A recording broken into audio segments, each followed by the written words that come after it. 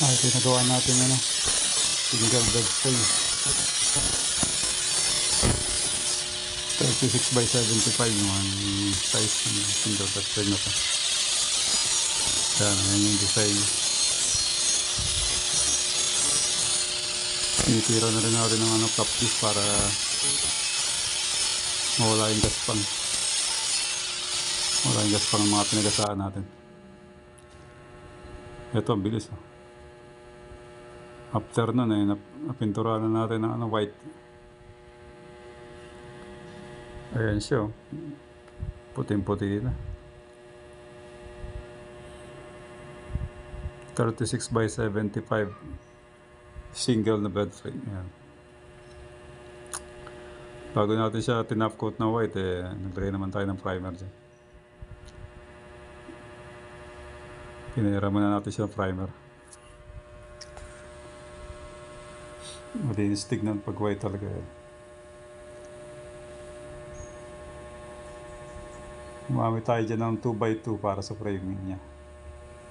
At 1x1 naman doon sa side. Tsaka doon sa pinaka-design. Parang abstract design yata. Ready to deliver. Ayan na siya.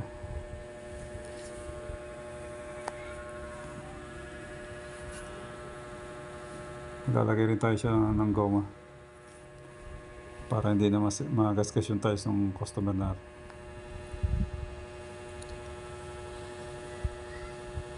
Ayan yung kanyang kabuuan. Simple lang. Mababa lang header niya. Parehas na yung pinaka headboard siya saka sa footboard. Ayan sa pahan.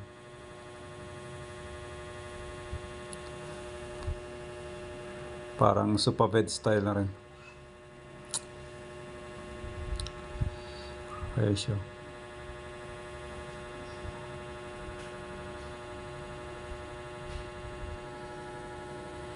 Ganda talaga pag puti. At ito na siya, na-deliver na natin. Maliit lang yung space nung may-ari. Halos sakto lang sa kanyang kwarto. Ayan. Tsaka natin nilagay yung rubber footing dyan. Na-deliver natin. Ayan nyo. Medyo makapal naman yung kanyang rubber footing.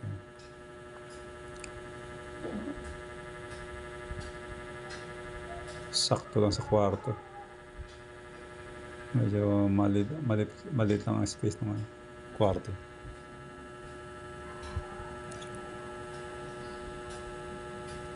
Yung sa side niya computer table.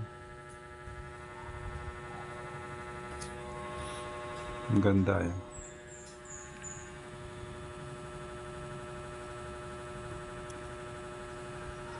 Malinis tignan, no?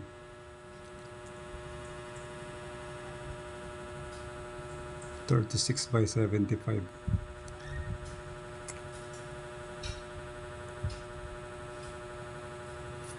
Okay.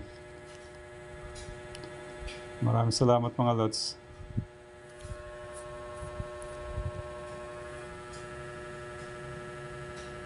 Ayan siya.